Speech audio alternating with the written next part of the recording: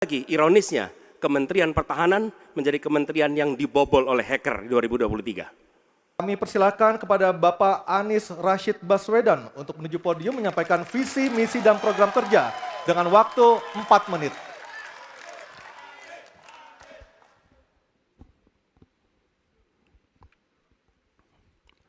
Assalamualaikum warahmatullahi wabarakatuh. Selamat malam dan salam sejahtera untuk semuanya. Bapak Ibu sekalian, saudara-saudara sebangsa setanah air yang saya hormati, yang saya cintai.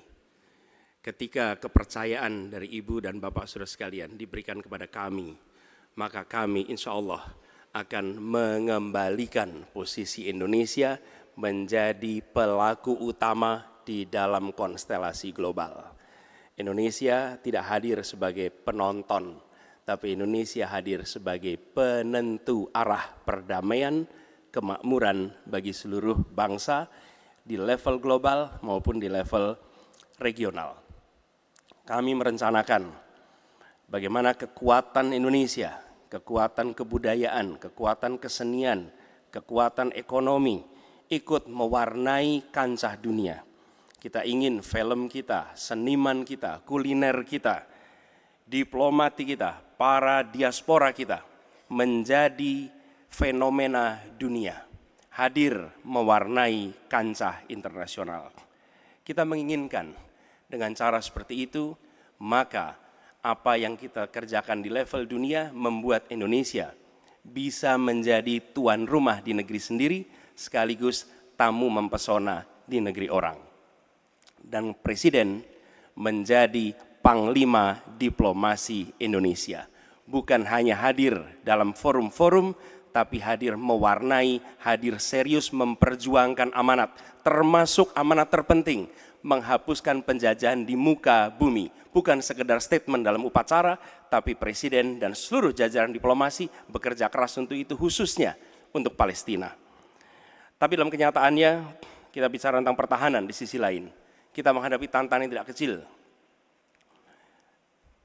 Dalam beberapa tahun terakhir ini, lebih dari 160.000 orang meninggal, bukan karena serangan militer, tapi karena serangan virus.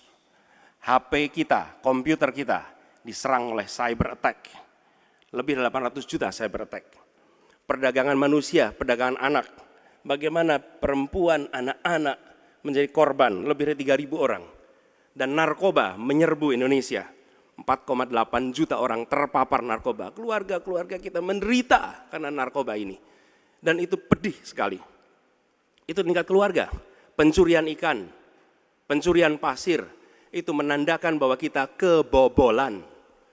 Dan lebih jauh lagi, ironisnya, Kementerian Pertahanan menjadi kementerian yang dibobol oleh hacker di 2023.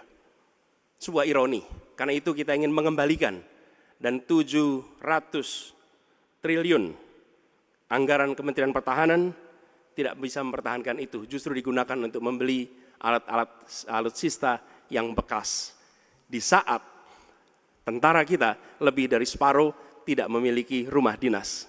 Sementara menterinya punya, menurut Pak Jokowi, punya lebih dari 340 hektar tanah di Republik ini. Ini harus diubah. Tambah lagi, food estate singkong yang menguntungkan kroni, merusak lingkungan, dan tidak menghasilkan. Ini harus diubah. Kami akan memulai dengan kepemimpinan yang menjunjung tinggi etika, kepemimpinan yang mengandalkan data, informasi, kapasitas yang serius. Kita ingin Republik ini berperan di level global, dijaga secara serius untuk rumah tangga, untuk nasional, sehingga kewibawaan kita adalah kewibawaan berdasarkan kekuatan. Untuk itu kita butuh perubahan. Terima kasih. Assalamualaikum warahmatullahi wabarakatuh. Baik, terima kasih Bapak Anies Baswedan, dipersilakan kembali ke tempat. Harap tenang.